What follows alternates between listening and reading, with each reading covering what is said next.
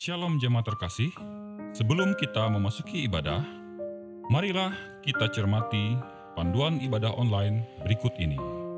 Pilihlah tempat atau ruangan yang tenang dan terhindar dari hal-hal yang dapat mengganggu jalannya ibadah. Siapkan hati dan pikiran sebelum mengikuti ibadah agar dapat tetap fokus. Mengikuti ibadah dengan mengakses tepat waktu, karena setiap bagian liturgi dari ibadah itu penting dan merupakan kesatuan ibadah yang utuh. Selama ibadah berlangsung, jagalah ketenangan dan ketertiban. Ikut sertalah dalam setiap mata liturgi sesuai petunjuk yang ada di deskripsi dan yang di tayangan. Ajaklah keluarga dan rekan lain untuk mengikuti ibadah online dan bimbinglah anak-anak untuk mengikuti ibadah dengan tenang. Selamat mempersiapkan diri.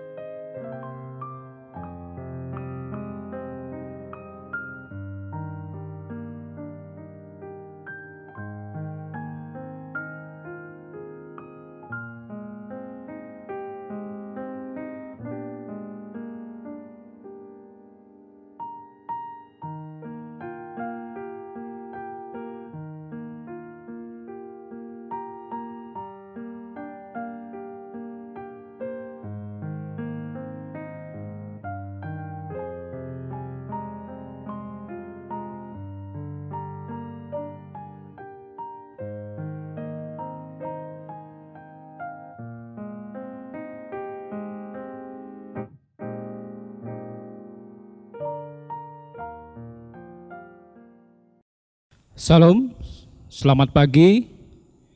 Puji Tuhan, sampai saat ini kita diberikan kesehatan, kekuatan, dan damai sejahtera. Bagaimana kabar Bapak, Ibu, saudara-saudari di rumah dan dimanapun berada? Kami berharap dalam keadaan yang sehat dan senantiasa diberkati oleh Tuhan. Kami akan membacakan penegasan warta jemaat untuk Minggu 14 Juni tahun 2020 sebagai berikut. Pertama, Badan Pekerja Harian Majelis Jemaat GKI Bumi Palangka mengucapkan selamat beribadah Persi Keluarga bagi warga jemaat di lingkungan Gereja Bethesda, Kalawa, Hapakat, dan Grapirat, ataupun warga jemaat di luar kawasan Majelis Jemaat GKI Bumi Palangka dimanapun berada yang mengikuti tayangan ibadah ini. Tuhan Yesus melindungi dan memberkati kehidupan Bapak, Ibu, saudara-saudari, warga jemaat sekalian. Kedua, selamat ulang tahun, kelahiran maupun ulang tahun pernikahan bagi Bapak, Ibu, saudara-saudari, warga jemaat di kawasan Majelis Jemaat GKI Bumi Palangka, terkhusus dari tanggal 14 Juni sampai dengan 20 Juni 2020. Yang ketiga, ibadah Minggu versi keluarga di rumah akan terus dilaksanakan sampai Majelis Sinode mengizinkan pelaksanaan kembali ibadah di gereja. Yang keempat, pada hari ini Minggu 21 Juni tahun 2020 pukul 8 WIB akan dilaksanakan ibadah Minggu online menggunakan tata ibadah versi keluarga yang akan dilayani oleh Ibu Pendeta Rusmira MTH. Kiranya Bapak, Ibu, saudara-saudari dapat mengikuti ibadah di rumah yang akan dipandu melalui akun Facebook dan YouTube Majelis Jemaat GKI Bumi Palangka. Yang kelima, BPH Majelis GKI Bumi Palangka mengucapkan terima kasih kepada warga jemaat sekalian atas persembahan syukur yang telah dikumpulkan melalui amplop maupun melalui transfer rekening bank. Yang keenam, BPH Majelis Jemaat GKI Bumi Palangka juga mengucapkan terima kasih kepada semua pihak yang telah memberikan dukungan dan bantuan sehingga tayangan ibadah online streaming ini dapat terlaksana dengan baik. Ketujuh, kami sampaikan bahwa persembahan ibadah minggu atau ibadah rumah tangga versi keluarga yang dilaksanakan di rumah dapat diserahkan ke kantor BPH Majelis Jemaat GKI Bumi Palangka setiap hari kerja pada jam kerja pada hari Senin sampai dengan Sabtu pukul 9 WIB sampai dengan pukul 13 WIB atau disetorkan ke nomor rekening Bank BRI dengan nomor 7903 01 001 440 537 atas nama BPH Majelis GKI Bumi Palangka. Bukti setor transfer dapat disampaikan ke Bendahara Majelis Jemaat GKI Bumi Palangka. 8. Ibadah minggu online kita pada hari ini dilayani oleh Pendeta Dr. Ajun Kristapea MTH mewakili warga jemaat mengucapkan terima kasih atas pelayanan firman Tuhan. Demikian warta jemaat untuk kita pada kesempatan hari ini. Tuhan Yesus memberkati. Marilah kita masuk ke hadirat Tuhan Allah kita dengan penuh hikmat. Fokuskan hati, pikiran dan jiwa kita menyanyi dari spesial song 1 nomor 76. Ayat yang pertama kita nyanyikan 2 kali, Kasih dari Surga.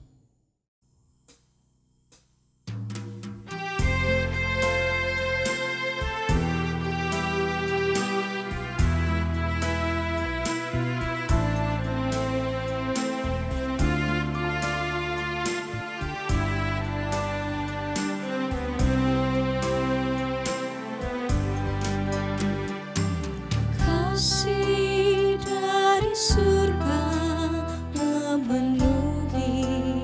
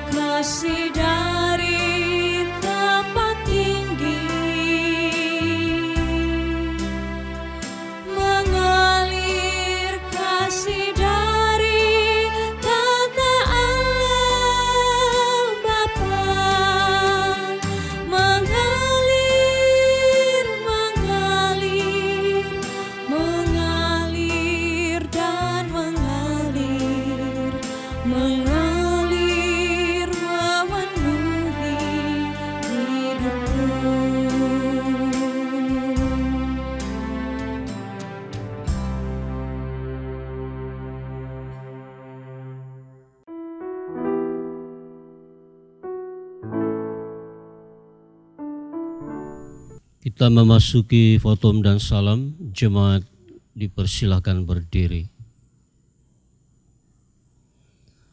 Pertolongan kita adalah dalam nama Tuhan yang menjadikan langit dan bumi, yang tetap setia untuk selama-lamanya dan tidak meninggalkan perbuatan tangannya. Kasih karunia dan damai sejahtera dari Allah Bapa kita dan dari Tuhan Yesus Kristus menyertai kamu. Amin.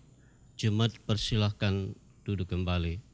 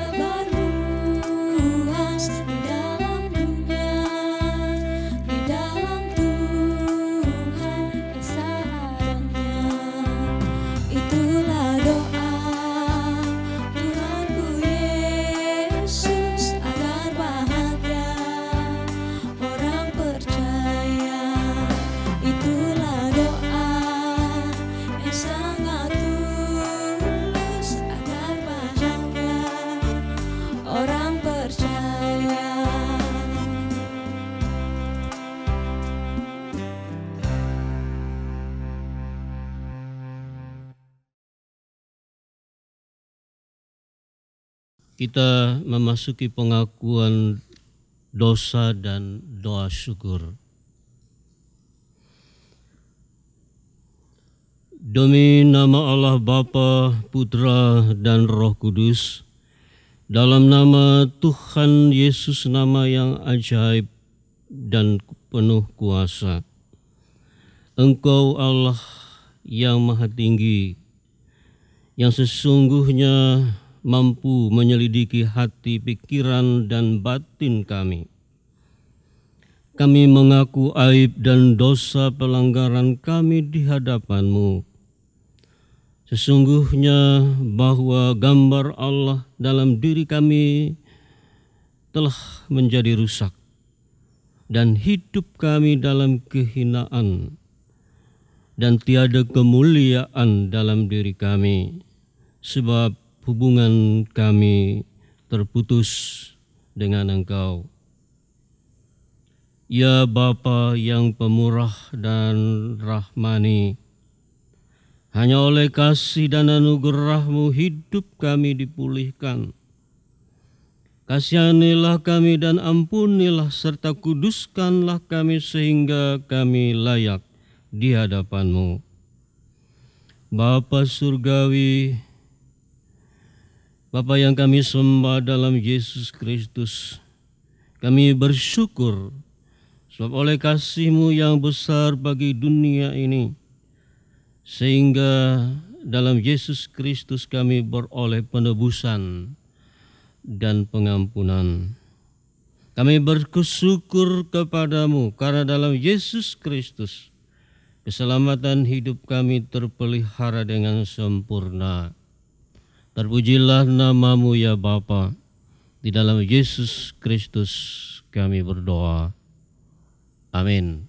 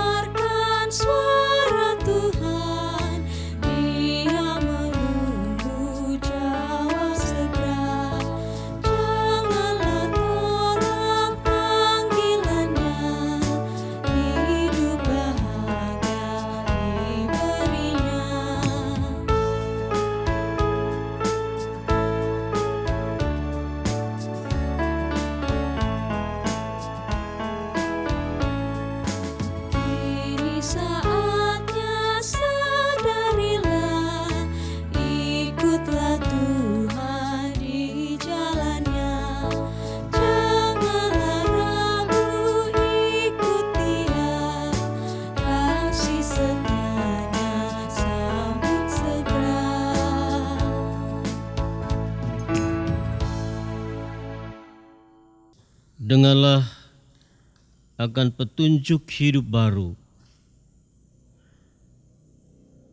Sebab aku ini Tuhan Allahmu, memegang tangan kananmu dan berkata kepadamu, janganlah takut, akulah yang menolong engkau.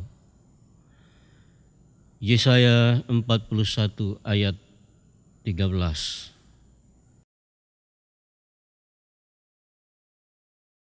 Pembacaan Alkitab pada kita ibadah hari Minggu ini terambil dari Kitab Perjanjian Lama, yaitu Kitab Kejadian, yaitu Kejadian pasal 18 ayatnya yang pertama hingga ayat yang ke-15.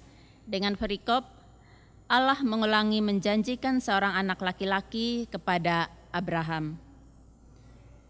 Kemudian Tuhan menampakkan diri kepada Abraham dekat pohon terbantin di Mamre, sedang ia duduk di pintu kemahnya waktu hari panas terik. Ketika ia mengangkat mukanya, ia melihat 3 orang berdiri di depannya. Sesudah dilihatnya mereka, ia berlari dari pintu kemahnya menyongsong mereka. Lalu sujudlah ia sampai ke tanah serta berkata, Tuanku, jika aku telah mendapat kasih Tuanku, janganlah kiranya melampaui hamba-Mu ini. Biarlah diambil air sedikit, basuhlah kakimu dan duduklah beristirahat di bawah pohon ini. Biarlah ku ambil sepotong roti, supaya tuan-tuan segar kembali. Kemudian bolehlah tuan-tuan meneruskan perjalanannya. Sebab tuan-tuan telah datang ke tempat hamba-Mu ini.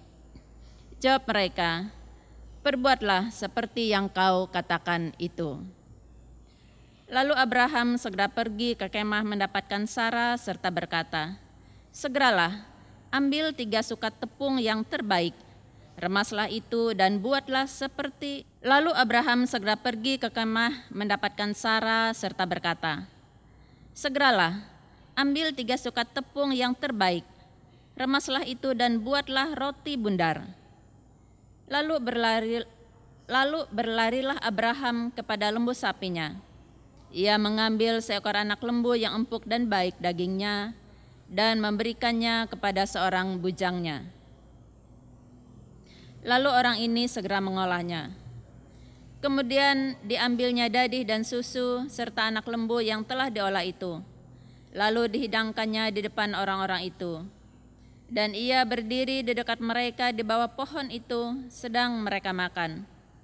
Lalu kata mereka kepadanya, di manakah Sara, istrimu? Jawabnya, di sana, di dalam kemah. Dan firman-Nya, sesungguhnya aku akan kembali tahun depan mendapatkan engkau. Pada waktu itulah Sara, istrimu, akan mempunyai seorang anak laki-laki. Dan Sara mendengarkan pada pintu kemah yang di belakangnya. Adapun Abraham dan Sara telah tua dan lanjut umurnya, dan Sara telah mati haid. Jadi tertawalah Sara dalam hatinya, katanya, akan berahikah aku setelah aku sudah layu, sedangkan tuanku sudah tua? Lalu berfirmanlah Tuhan kepada Abraham, mengapakah Sara tertawa dan berkata, sungguhkah aku akan melahirkan anak sedangkan aku telah tua? Adakah sesuatu apapun yang mustahil untuk Tuhan? Pada waktu yang telah ditetapkan itu, tahun depan, aku akan kembali mendapatkan engkau. Pada waktu itulah, Sara mempunyai seorang anak laki-laki. Lalu Sara menyangkal, katanya, aku tidak tertawa, sebab ia takut. Tetapi Tuhan berfirman, tidak, memang engkau tertawa. Demikian pembacaan firman Tuhan. Yang berbahagia ialah mereka yang mendengar firman Allah dan yang memeliharanya dalam kehidupannya hari lepas hari. Amin.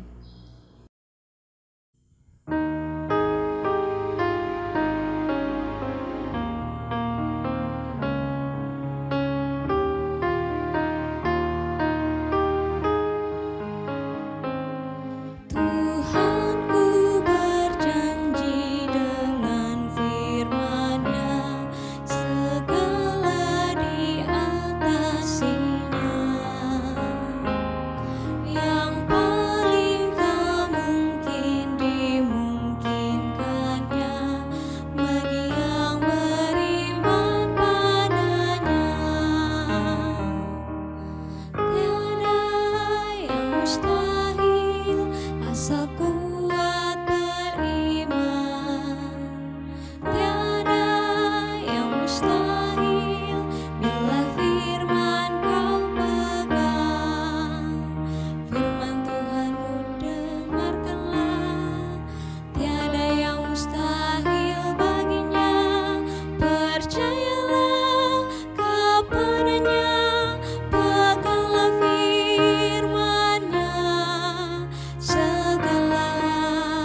segala menjadi mungkin beserta Tuhan.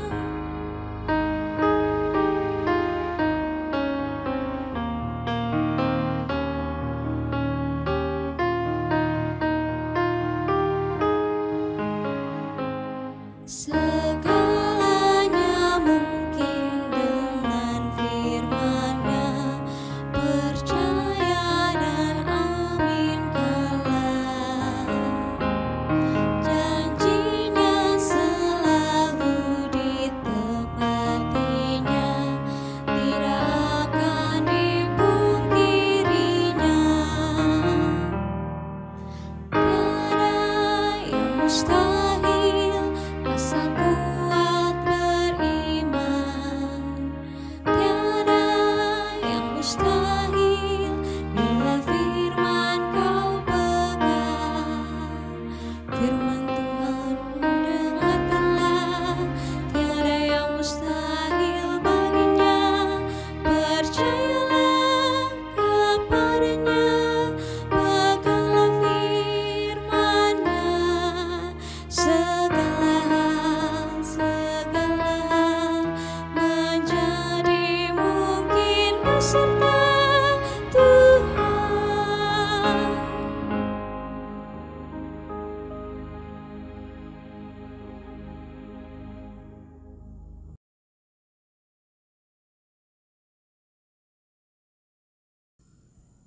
Sekarang kita akan bersama berdoa memasuki pemberitaan firman Tuhan.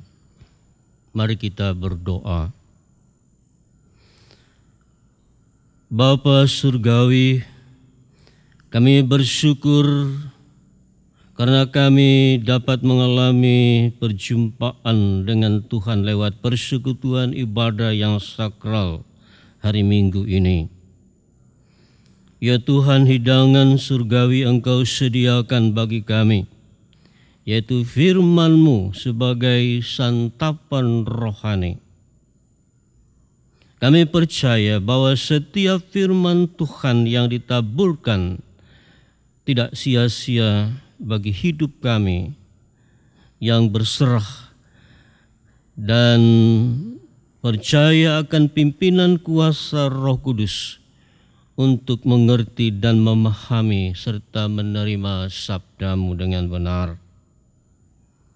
Firman-Mu akan jatuh di tanah yang subur bagi hidup kami, sehingga benih firman Tuhan bertumbuh dan berbuah, dan menjadi sumber kuasa ilahi yang menuntun kami untuk hidup di dalam kehendak-Mu. Terima kasih Tuhan, bersabdalah, kami siap untuk mendengar.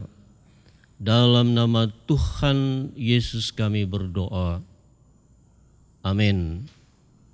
Pembacaan Alkitab hari ini Minggu tanggal 14 Juni 2020 diambil dari Matius pasal 9 ayat 35 sampai dengan Matius pasal 10 ayat yang ke-8 yang demikian isinya.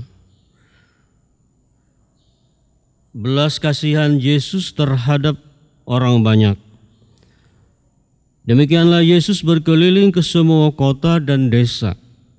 Ia mengajar dalam rumah-rumah ibadat dan memberitakan Injil Kerajaan Surga, serta melenyapkan segala penyakit dan kelemahan.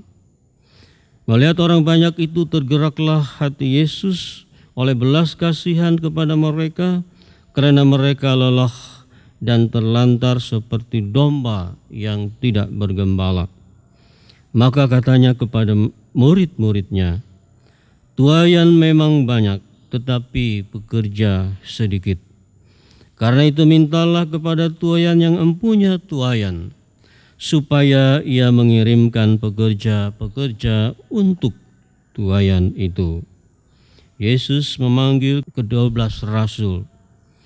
Yesus memanggil ke-12 murid-muridnya dan memberi kuasa kepada mereka untuk mengusir roh jahat dan untuk melenyapkan segala penyakit dan segala kelemahan. Inilah nama ke-12 rasul itu. Pertama, Simon yang disebut Petrus dan Andreas saudaranya, dan Yakobus anak Zebedius dan Yohanes saudaranya, Filipus dan Bartolomeus, Thomas dan Matius pemungut cukai, Yakobus dan Alfeus dan Tadeus, Simon orang Selot dan Judas Iskariot yang mengkhianati dia. Yesus mengutus ke-12 rasul.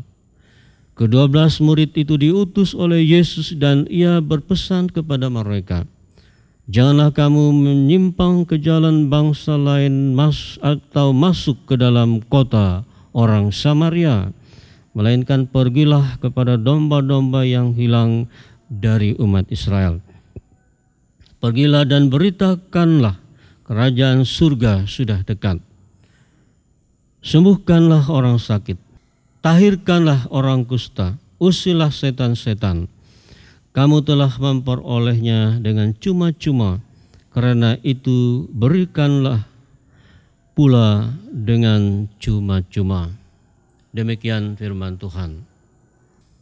Sidang jemaat yang berbahagia dan diberkati oleh Tuhan kita Yesus Kristus. Saat ini santer dan tidak asing atau sangat populer dengan istilah new normal, yakni suatu pemahaman tentang tatanan baru yang diberlakukan dalam rangka merespon pandemik wabah COVID-19. Kita tahu wabah penyakit ini memang masih ada dan belum tuntas. Dan kita belum tahu kapan berakhirnya wabah penyakit COVID-19. Akan tetapi kita tetap dituntut secara normal melaksanakan kegiatan dalam segala bidang aspek kehidupan, baik itu kehidupan sosial, ekonomi, politik. Kehidupan sehari-hari berjalan dengan normal, tetapi kita tetap dituntut untuk taat pada ketentuan protokoler kesehatan. Saudara-saudara, saya tertarik dengan istilah new normal terkait dengan teks Alkitab dalam nas kita pada hari ini. Oleh karena itu, saya membuat tema khotbah untuk kita pada minggu hari ini adalah menjadi kawan sekerja Allah dalam konteksnya normal. Sidang jemaat, kita tahu ketika zaman Yesus, umat pilihan Allah sebenarnya mereka boleh dikatakan memasuki era new normal. Dalam sejarah bangsa Israel, mereka kurang lebih 4 abad atau 400 tahun berada dalam jajahan atau dibuang ke bangsa yang lain. Pada abad ke-8 sebelum Masehi, kita tahu ada negara Asyur yang muncul pertama kali kuat. Kemudian Babel, sekitar abad ke-7, dan kemudian Persia sekitar akhir abad ke-6. Saudara-saudara, selama 4 abad bangsa Israel diperhadapkan dengan kekuatan imperialisme. Dan baru abad berikutnya mulai abad ke-4 sampai dengan abad pertama sebelum Masehi, bangsa Israel memasuki era normal. Dalam pengertian bahwa mereka menjalani kehidupan sebagaimana umat pilihan Allah. Dan pada saat itu mereka dipimpin oleh kelompok Sanhedrin, yakni kelompok yang dipimpin oleh imam besar dan 70 tua-tua, orang-orang Farisi dan ahli Taurat sebagai pengajar dalam kehidupan agama Yahudi pada saat itu. Itu dilakukan secara normal dalam era setelah mereka menghadapi penjajahan 4 abad sebelumnya.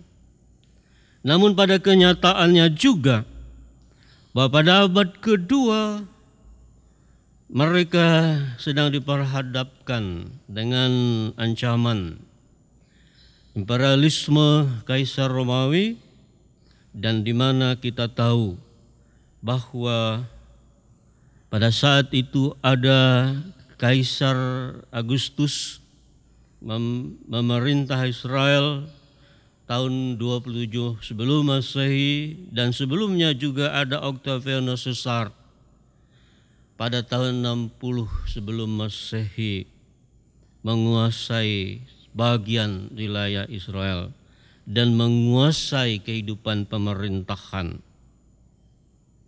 Saudara-saudara yang dikasihi dalam Tuhan kita Yesus Kristus, dalam nas kita digambarkan keadaan bangsa Israel di tengah-tengah kehidupan new normal.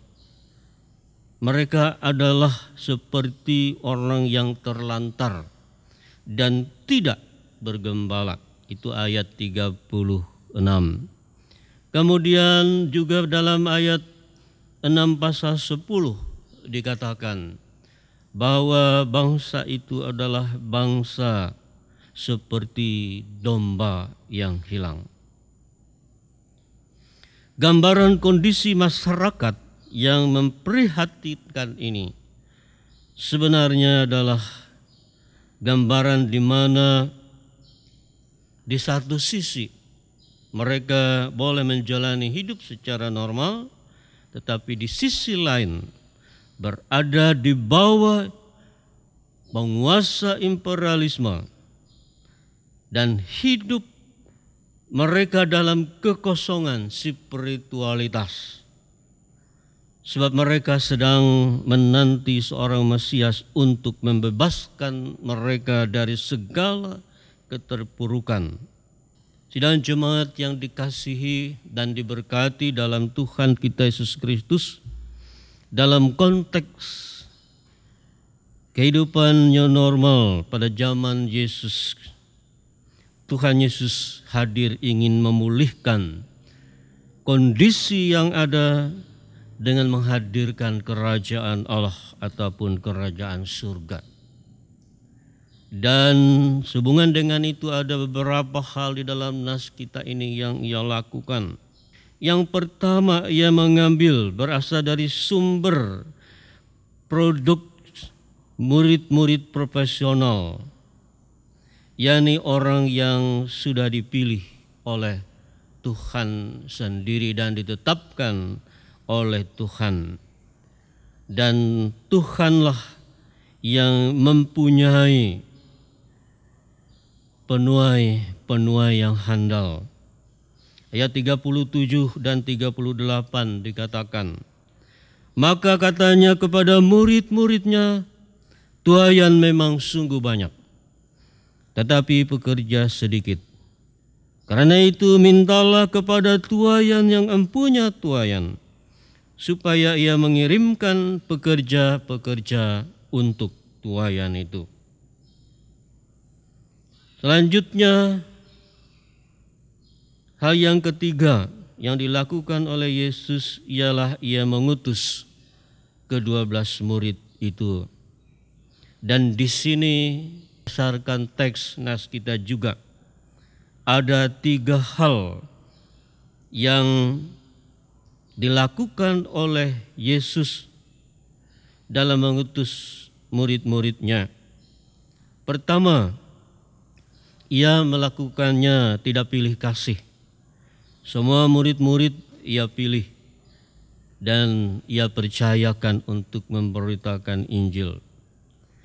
Kemudian kedua, ia merasa bahwa murid-muridnya itu punya nilai, punya harga. Dan di mata Yesus, mereka adalah orang-orang yang penting dalam memberitakan kerajaan surga. Kemudian yang ketiga, ialah Yesus melihat walaupun mereka dalam kelemahan, kekurangan, dan orang-orang yang punya kelemahan inilah akan Tuhan pakai, dan ia tidak membeda-bedakan. Ia mau melengkapi mereka dengan kuasa-Nya. Nah, selanjutnya dalam pengutusan ke-12 rasul itu pula adalah murid-murid yang akan ditempatkan kepada domba Israel yang sesat. Kemudian dikatakan di sana jangan diutus kepada orang Samaria.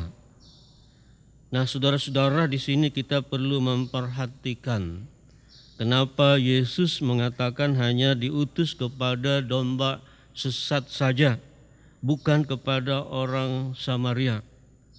Kita tahu Israel adalah umat pilihan khusus yang tentunya justru dari dalam umat pilihan itu sendiri perlu menerima kerajaan Allah dalam kehidupan untuk menerima janji keselamatan di dalam Yesus sebagai Mesianis. Nah, sedangkan kita melihat di dalam kehidupan orang Samaria itu memang bagian dari kehidupan Israel, tetapi itu adalah anak dari Yusuf, yakni anak yang bernama Efraim dan Manase. Tetapi mereka juga adalah orang-orang yang diberkati oleh Tuhan. Nah, jadi fokus kepada Israel, kemudian kita melihat juga orang Samaria mendapat bagian untuk menerima kerajaan Allah. Dan secara universal kalau kita melihat dalam Matius 28 ayat 19 sampai 20 bahwa pemberitaan Injil itu juga disampaikan kepada bangsa-bangsa di dunia. Jadi ada 3 sasaran berita Injil kerajaan surga itu disampaikan. Pertama kepada umat pilihan Allah sebagai domba yang sesat, kemudian kepada orang Samaria, dan yang ketiga adalah Injil diberitakan kepada seluruh dunia.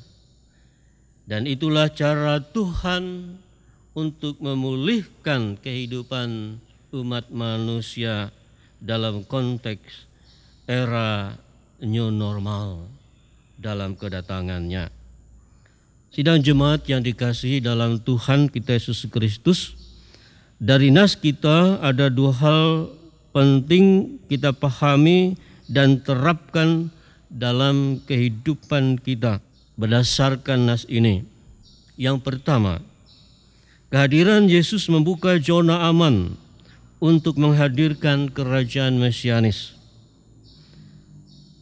Kehadirannya sungguh-sungguh memulihkan seluruh kondisi melalui kuasa dan kedahsyatannya. Zona aman yang ada dalam Yesus tentu bukan zona aman yang statis atau pasif, tapi zona aman yang menuntut respon yang aktif. sehingga rasa aman disikapi dengan sikap respek, sebab kita dituntut untuk mau diutus dan kita mau memberitakan kabar keselamatan bagi orang lain.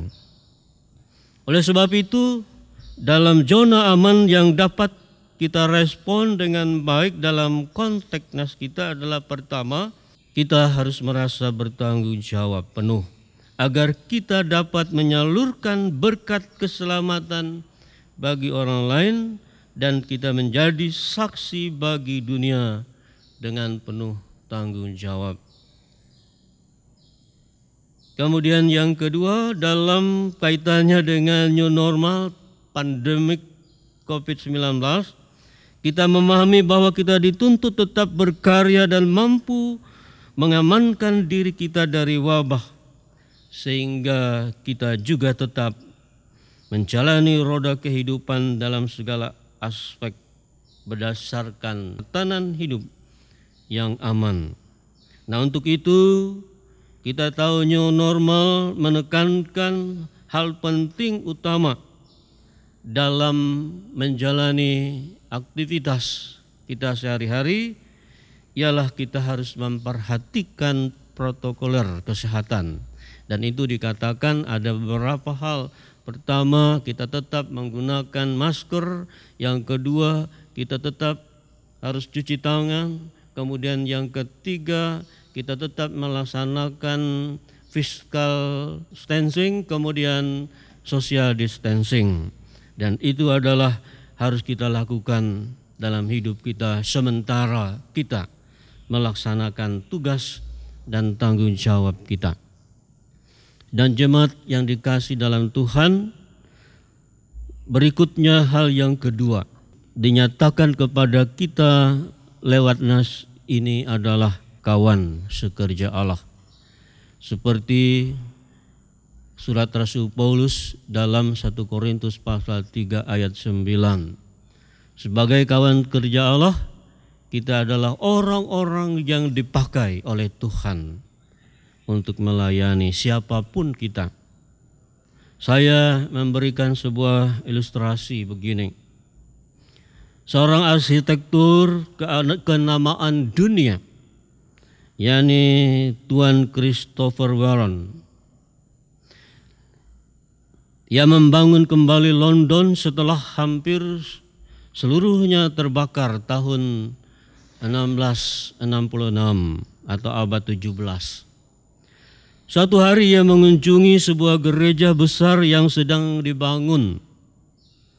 Kemudian ia berteriak kepada seorang pekerja yang berada di sebuah tangga yang tinggi. Ia mengatakan, "Apa yang sedang kau lakukan di situ?" Dengan bangga pekerja itu berkata, "Saya sedang membantu Tuan Christopher Warren membangun sebuah katedral yang besar." Saudara-saudara, dari ucapan Christopher Warren maupun juga tukang pekerja bangunan, di sana pertama kita melihat sebagai pekerja bangunan dapat bekerja dengan bangga dan ia dapat bekerja karena membantu seorang arsitektur yang sangat terkenal, dan ia bersyukur sebab ia pantas untuk dipakai menjadi orang yang berguna dalam membangun sebuah gereja yang besar, walaupun ia adalah seorang buruh yang kecil. Kemudian yang berikutnya, pekerja itu bangga sekali dan membuktikan jika ia memang hidup sebagai pemain dan bukan sebagai penonton, sebab ia melakukan pekerjaan yang berarti dan nyata bagi pembangunan pada saat itu. Sidang jemaat yang dikasihi dan diberkati dalam Tuhan kita Yesus Kristus, berdasarkan ilustrasi ini ingin menyadarkan kita bahwa ada banyak pekerjaan yang bisa kita lakukan dalam bentuk apapun dalam pelayanan. Tetapi juga kita sering kadang-kadang tidak merasa bahwa apa yang kita lakukan itu adalah sesuatu yang berarti. Melalui ilustrasi tadi ingin menyatakan kepada kita, semua kita adalah orang yang dipakai Tuhan menjadi pekerja untuk membangun kerajaan Allah di tengah dunia ini. Karena kita adalah kawan sekerja Allah. Apapun pekerjaan kita, tugas kita dalam hidup ini, asalkan kita melakukannya dengan jujur, setia, tulus, berarti kita sudah Tuhan pakai untuk membangun kerajaannya di dunia ini. Dan kita adalah sama seperti murid-murid Tuhan Yesus yang Ia utus ke dalam dunia. Tuhan memberkati kita. Amin.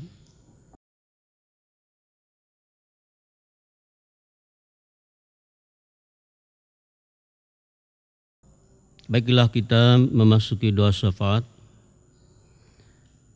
Demi nama Allah Bapa, Putra, dan Roh Kudus, kami bersyukur atas ibadah hari ini. Tolonglah kami agar menjadi pelaku firman Tuhan dan secara bijak menjalankan hidup new normal sesuai dengan aturan yang berlaku. Bapa Surgawi, kuduskanlah namamu, sebab kuasa dan kemuliaan dan keagungan yang Engkau melebihi, yang ada padamu melebihi segala-galanya. Sebab itu hanya Engkaulah yang layak dimuliakan dan ditinggikan. Datanglah kerajaan-Mu, menguasai dan memerintah segala ciptaan di seluruh jagat raya.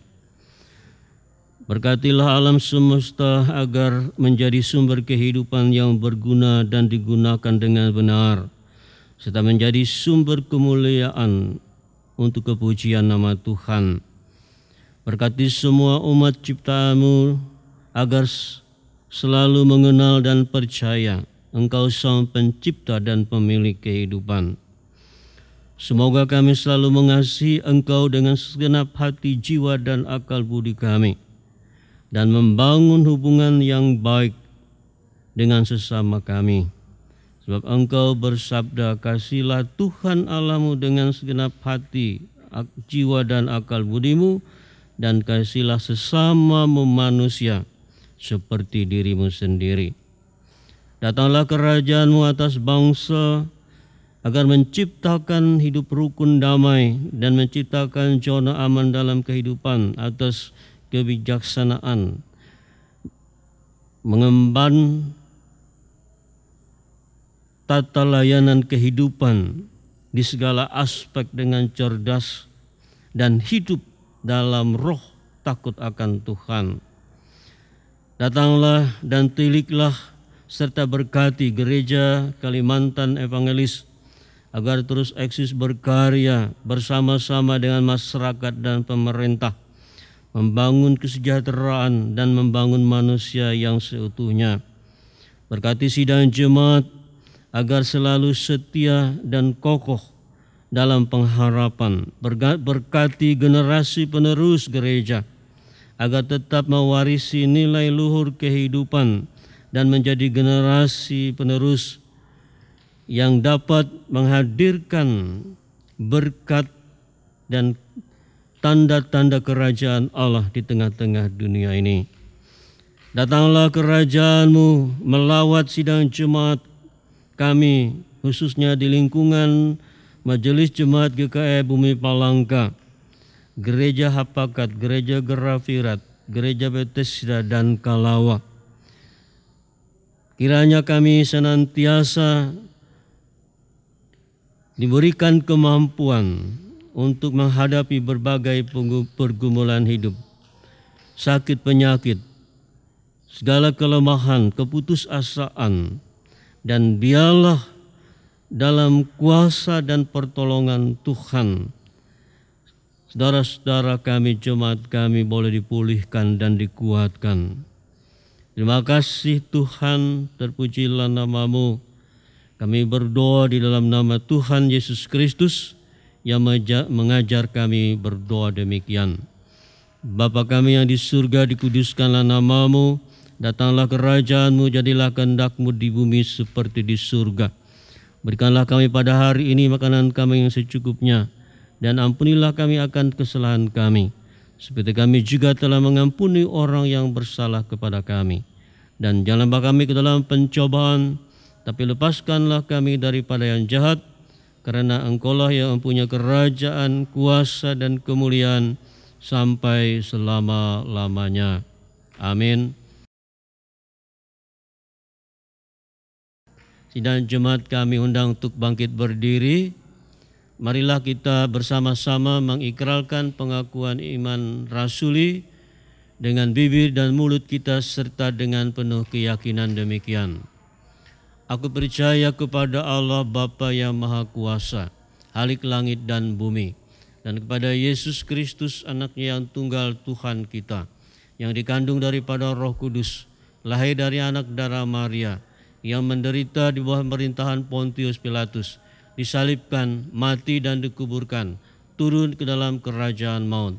Pada hari yang ketiga bangkit pula dari antara orang mati, naik ke surga, duduk di sebelah kanan Allah Bapa yang Maha Kuasa, dan akan datang dari sana untuk menghakimi orang yang hidup dan yang mati. Aku percaya kepada Roh Kudus, gereja yang kudus dan am, persekutuan orang kudus, pengampunan dosa, bangkitan daging, dan hidup yang kekal. Haleluya.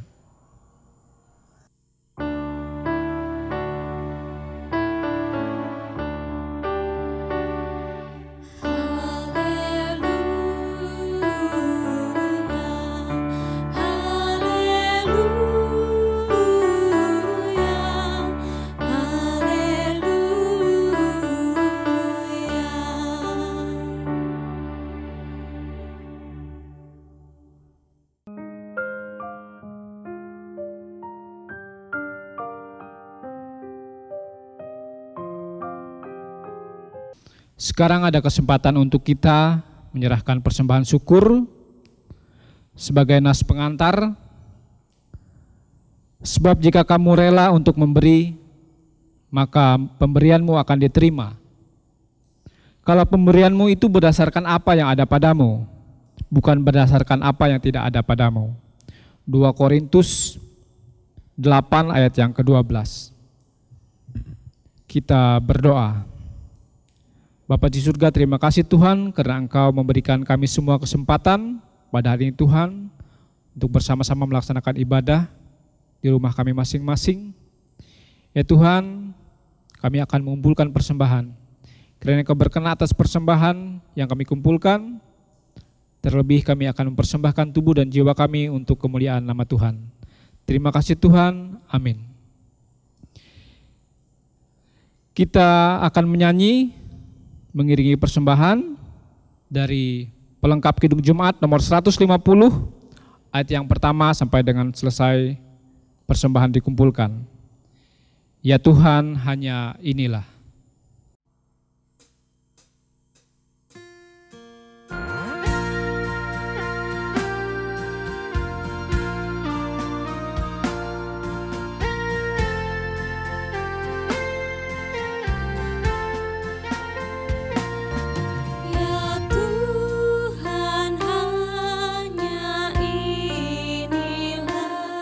Yang dapat ku beri.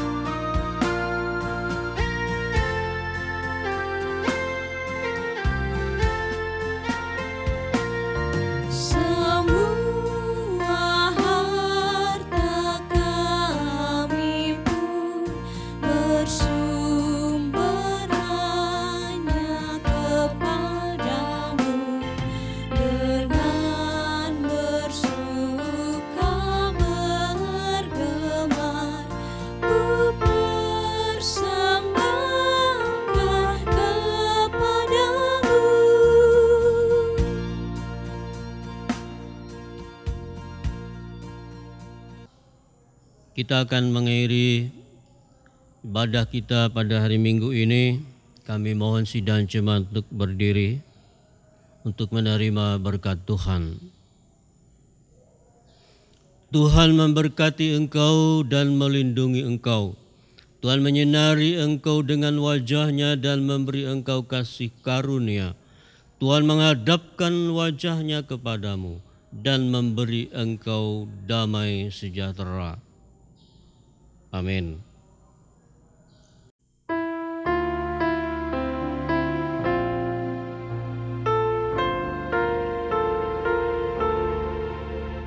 Amin, haleluya.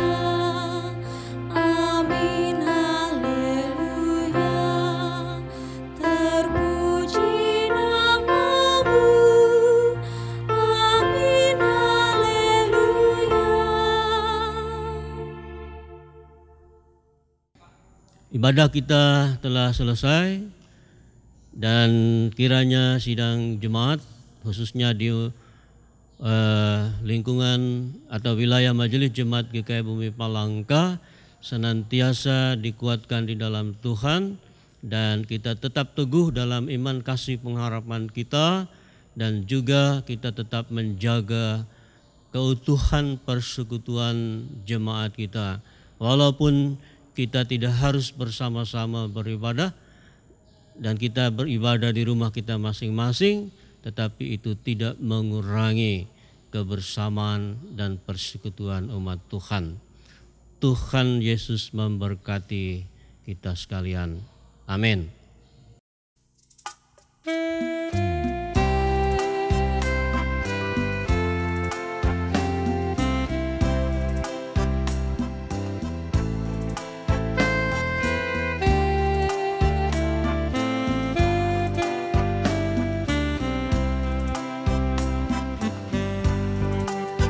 Oh Tuhan, pimpinlah langkahku.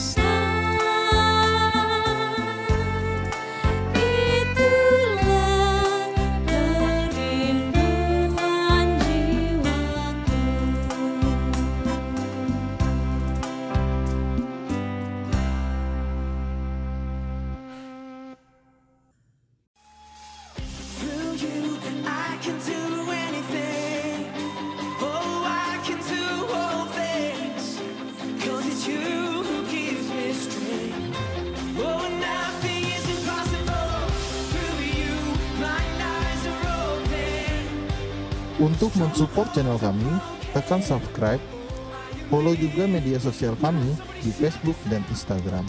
Tuhan Yesus memberkati.